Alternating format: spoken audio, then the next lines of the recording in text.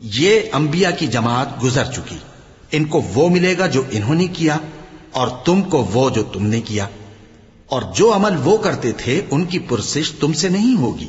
احمق لوگ کہیں گے کہ مسلمان جس قبلے پر پہلے سے چلے آتے تھے اب اس سے کیوں منہ پھیر بیٹھے؟ تم کہہ دو کہ مشرق اور مغرب سب اللہ ہی کا ہے،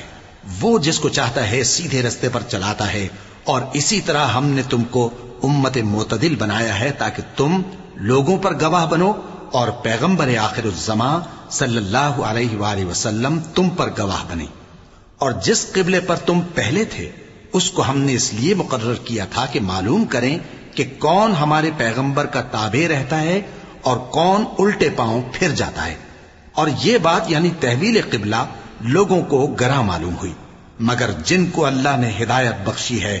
وہ اسے گراں نہیں سمجھتے، اور اللہ ایسا نہیں کہ تمہارے ایمان کو یوں ہی ضائع کر دے۔ اللہ تو لوگوں پر بڑا مہربان ہے، صاحب رحمت ہے۔ اے پیغمبر صلی اللہ علیہ وآلہ وسلم، ہم تمہارا آسمان کی طرف منہ اٹھانا دیکھ رہے ہیں، سو ہم تم کو اسی قبلے کی طرف جس کو تم پسند کرتے ہو منہ کرنے کا حکم دیں گے، تو اپنا منہ مسجد حرام یعنی خانہ کعبہ کی طرف پھیر لو، اور تم لوگ جہاں ہوا کرو نماز پڑھنے کے وقت اسی مسجد کی طرف منہ کر لیا کرو۔ اور جن لوگوں کو کتاب دی گئی ہے وہ خوب جانتے ہیں کہ یہ نیا قبلہ ان کے پروردگار کی طرف سے حق ہے، اور جو کام یہ لوگ کرتے ہیں اللہ ان سے بے خبر نہیں۔ اور اگر تم ان اہل کتاب کے پاس تمام نشانیاں بھی لے کر آؤ تو بھی یہ تمہارے قبلے کی پیروی نہ کریں، اور تم بھی ان کے قبلے کی پیروی کرنے والے نہیں ہو، اور ان میں سے بھی بعض کے قبلے کے پیرو نہیں۔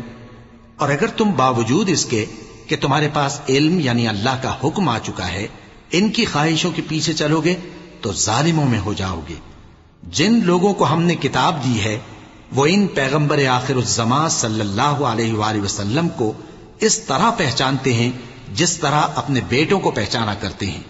مگر ایک فریق ان میں سے سچی بات کو جان بوجھ کر چھپا رہا ہے۔ اے پیغمبر صلی اللہ علیہ وآلہ وسلم، یہ نیا قبلہ تمہارے پروردگار کی طرف سے حق ہے، تو تم ہرگز شک کرنے والوں میں نہ ہونا، اور ہر ایک شخص کے لیے ایک سمت مقرر ہے جدھر وہ عبادت کے وقت منہ کیا کرتا ہے، تو تم نیکیوں میں سبقت حاصل کرو۔ تم جہاں ہوگے اللہ تم سب کو جمع کرے گا، بے شک اللہ ہر چیز پر قادر ہے۔ اور تم جہاں سے نکلو نماز میں اپنا منہ مسجد حرام کی طرف کر لیا کرو، بے شبہ یہ تمہارے پروردگار کی طرف سے حق ہے، اور تم لوگ جو کچھ کرتے ہو اللہ اس سے بے خبر نہیں۔ اور تم جہاں سے نکلو مسجد حرام کی طرف منہ کر کے نماز پڑھا کرو، اور مسلمانوں تم جہاں ہوا کرو اسی مسجد کی طرف رخ کیا کرو۔ یہ تاکید اس لیے کی گئی ہے کہ لوگ تم کو کسی طرح کا الزام نہ دے سکیں، مگر ان میں سے جو ظالم ہیں وہ الزام دیں تو دیں، سو ان سے مت ڈرنا اور مجھی سے ڈرتے رہنا، اور یہ بھی مقصود ہے کہ میں تم کو اپنی تمام نعمتیں بخشوں، اور یہ بھی کہ تم راہ راست پر چلو۔